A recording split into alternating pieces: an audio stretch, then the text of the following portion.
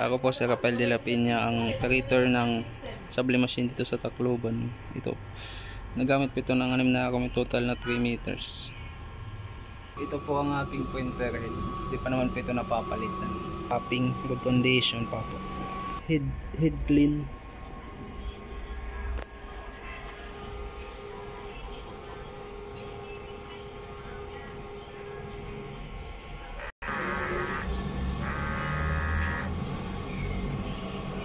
Ito headline po nasa ng wiper at copy.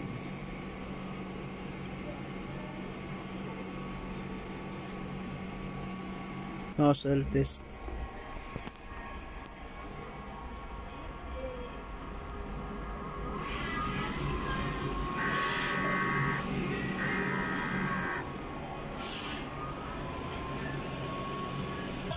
Hanging system ay tama lang. Ito naman po ang ABR. Round wire. Naman po nakalagay aming stocks. Ang stang ay nilinis ng isang araw. Thank you.